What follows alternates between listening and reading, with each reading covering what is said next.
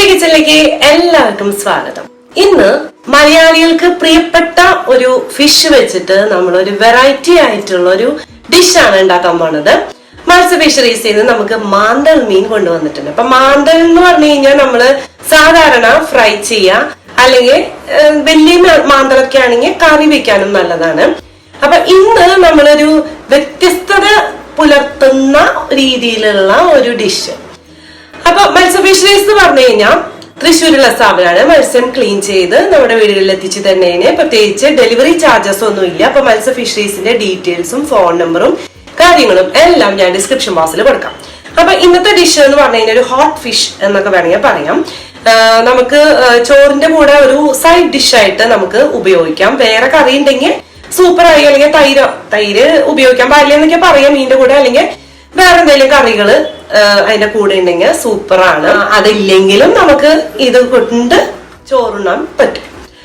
അപ്പൊ വീഡിയോ ഫുള്ളായിട്ട് കാണാം. വീഡിയോ കണ്ട് ഇഷ്ടമായെങ്കിൽ ഷെയർ ചെയ്യുക, ലൈക്ക് ചെയ്യുക, കമന്റ് ചെയ്യുക. അതുപോലെ സബ്സ്ക്രൈബ് ചെയ്യാതെ കാണുന്നവരുണ്ടെങ്കിൽ സബ്സ്ക്രൈബ് ചെയ്യുക. അതുപോലെ നമ്മുടെ പേജൊക്കെ ഒന്ന് ഫോളോ ചെയ്യാം. ഇൻസ്റ്റാഗ്രാമിലും അതുപോലെ ഫേസ്ബുക്കിലും ഉണ്ട്. പേജൊക്കെ ഒന്ന് ഫോളോ ചെയ്യാം. ഓക്കെ, അപ്പൊ ഇതാണ് നമ്മുടെ മാന്തൽ മീൻ.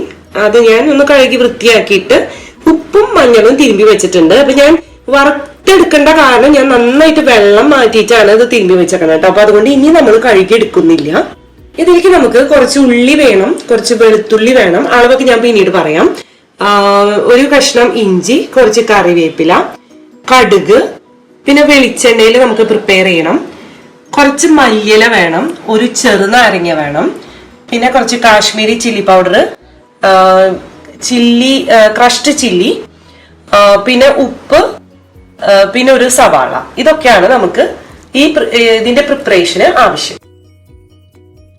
പിന്നെ മാരിനേറ്റ് ചെയ്തെടുക്കാൻ വേണ്ടിയിട്ട് നമുക്ക് 1 ടീസ്പൂൺ മുളക് പൊടിയും കൂടി ആവശ്യമുണ്ട് കേട്ടോ.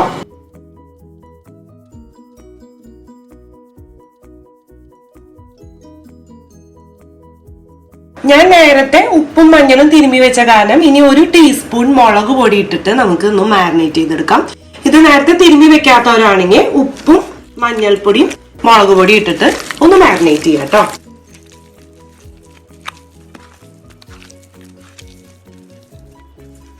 ഇനിയിപ്പോ നേരത്തെ ഇതിങ്ങനെ ചെയ്ത് വെച്ച കാരണം ഇനി മാരിനേറ്റ് ചെയ്ത് വെയിറ്റ് ചെയ്ത് വെക്കേണ്ട ആവശ്യമില്ല. പെട്ടെന്ന് തന്നെ നമുക്ക് ഫ്രൈ ചെയ്തെടുക്കാം. ആദ്യം തന്നെ നമ്മളൊരു പാൻ വെച്ചിട്ട് അതിലേക്ക് കുറച്ച് വെളിച്ചെണ്ണ ഒഴിച്ചൊന്ന് നന്നായി ചൂടാക്കണം കേട്ടോ.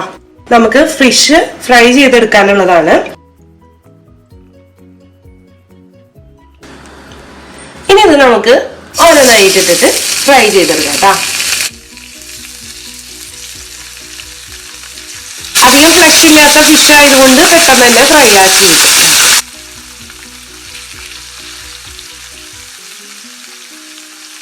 അപ്പൊ ഒരു സൈഡ് ഒന്ന് ഫ്രൈ ആയിട്ടുണ്ട് കേട്ടോ. അപ്പൊ നമുക്കൊന്ന് മറച്ചിടാം.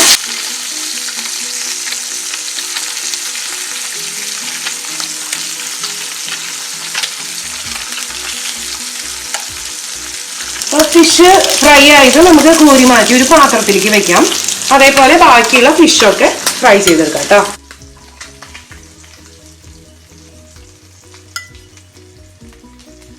അപ്പൊ ഇതുപോലെ ചെറുതായിട്ട് പൊട്ടിയാലൊന്നും കുഴപ്പമില്ല കേട്ടോ.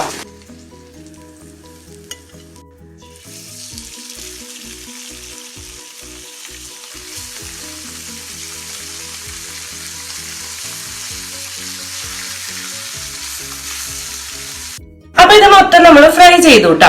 ഇനി ഇതിൽ നമുക്ക് വേണമെച്ചാല് വലിയ മുള്ളുള്ളതൊക്കെ നമുക്കൊന്ന് മാറ്റി ഇടാം. ഈ ചെറിയ ഇതുപോലത്തെ ഇങ്ങനെ കടിക്കാൻ പറ്റുന്ന മുള്ളുകളൊക്കെ ആണെങ്കിൽ ഇങ്ങനെ അങ്ങോട്ട് പൊട്ടിച്ചിടാം. പിന്നെ ചെറിയ കുട്ടികൾക്ക് ബുദ്ധിമുട്ടുണ്ടെങ്കിൽ അത് നിങ്ങൾ മാറ്റണമെങ്കിൽ മാറ്റിക്കോട്ടാ.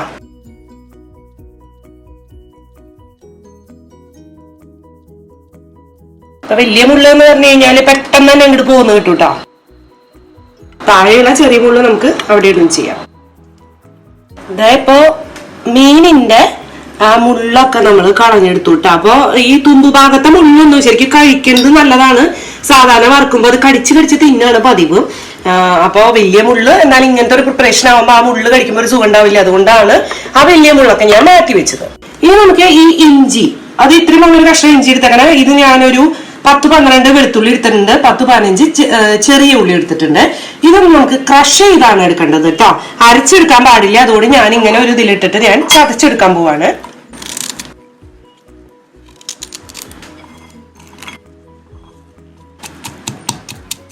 അപ്പൊ ഇഞ്ചിയും വെളുത്തുള്ളിയും ഇതുപോലെ ചതച്ചെടുത്തിട്ടുണ്ട്. ഇനി നമുക്ക് ഉള്ളിയും ഇതേപോലെ തന്നെ ചതച്ചെടുക്കാം കേട്ടോ.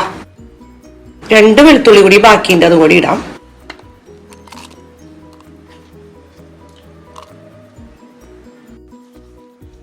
അപ്പൊ ചെറിയ ഉള്ളിയും ഇതേപോലെ നമ്മൾ ചതച്ചെടുത്തിട്ടുണ്ട് കേട്ടോ.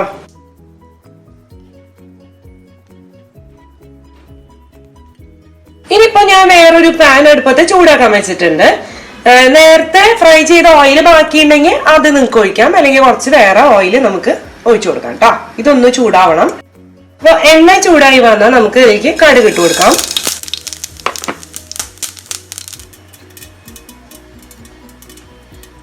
ഇതിലേക്ക് നമ്മൾ ചതച്ച് വെച്ച ഉള്ളി, ഇഞ്ചി, വെളുത്തുള്ളി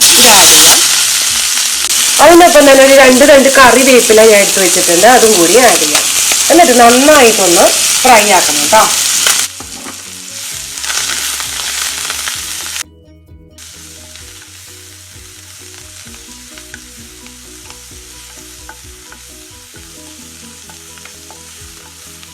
ചതച്ച ഇഞ്ചിയുടെയും വെളുത്തുള്ളിയും ഒക്കെ നന്നായിട്ട് പച്ചമണം മാറണം കേട്ടോ. അതായത് ഉള്ളിയും അതിന്റെ കൂടെ കിടന്നിട്ട് ഒരു ലൈറ്റ് ഗോൾഡൻ കളറിലേക്ക് ആയി വരണം.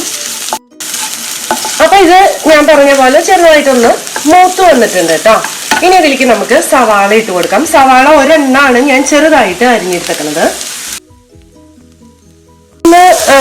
ഒരു ട്രാൻസ്ലൂസൻറ്റ് ആ ഒരു രീതിയിലേക്ക് വന്നാൽ മതി, നന്നായിട്ട് ഫ്രൈ ആവണമെന്നില്ല. ഈ സവാളയ്ക്കുള്ള ഉപ്പ് കുറച്ചിട്ട് കൊടുക്കാം നമുക്ക്. ഒരു 1/4 ടീസ്പൂൺ ഉപ്പ് ഞാൻ ഇട്ടിട്ടുണ്ട് കേട്ടോ.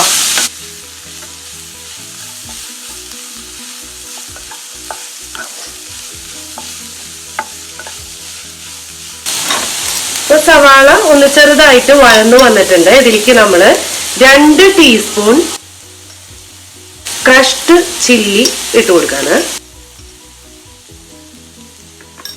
ഒന്ന് നന്നായിട്ടൊന്ന് മിക്സ് ചെയ്യാം.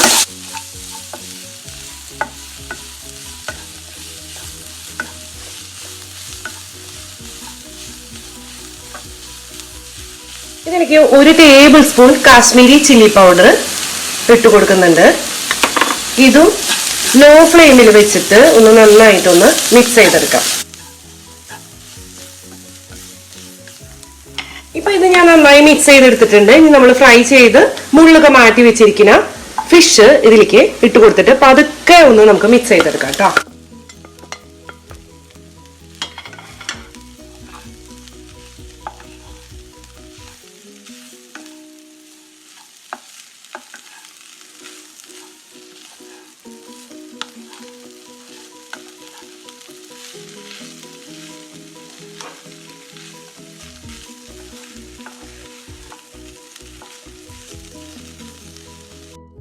ഇനി നമുക്കൊരു 1/2 ലെമൺ വേണം. ഇതിന്റെ ജ്യൂസ് നമുക്ക് ഇതിലേക്കൊന്ന് ഒഴിച്ചു കൊടുക്കാം. ഫ്ലെയിം നന്നായിട്ട് താത്തി വെക്കാം കേട്ടോ.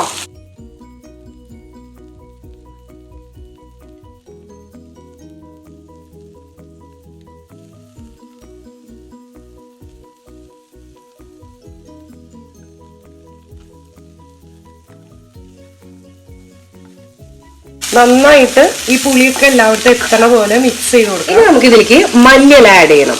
മഞ്ഞള ഒന്ന് നന്നായിട്ടൊന്ന് പൊട്ടിച്ചിട്ട് കൊടുക്കാം കേട്ടോ.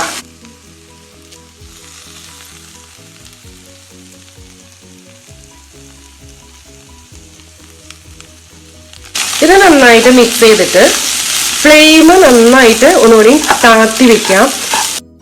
ലോ ഫ്ലെയിമിൽ തന്നെ വെച്ചിട്ട് നമ്മൾ നന്നായിട്ടൊന്ന് മിക്സ് ചെയ്ത് കൊടുക്കാം. എന്നിട്ട് ഒരു മൂടിയോണ്ട് നമ്മൾ അടച്ചു വെക്കുകയാണ്. ഒരു 3-4 മിനിറ്റ് ഈ ലോ ഫ്ലെയിമിൽ ഇങ്ങനെ കുക്ക് ആവണം കേട്ടോ.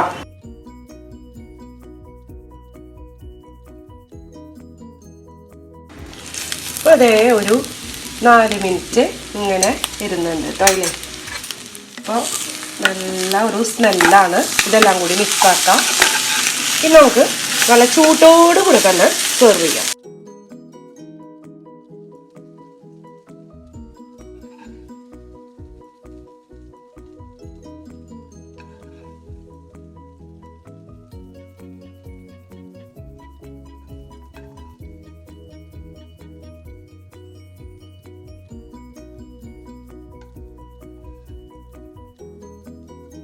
നല്ല സൂപ്പർ ടേസ്റ്റ് ഉള്ള ഒരു ഡിഷാണ് കേട്ടത്. എല്ലാവർക്കും ട്രൈ ചെയ്ത് നോക്കാം. നമ്മുടെ വീട്ടിലുള്ള ഇൻഗ്രീഡിയൻസ് തന്നെയാണ്.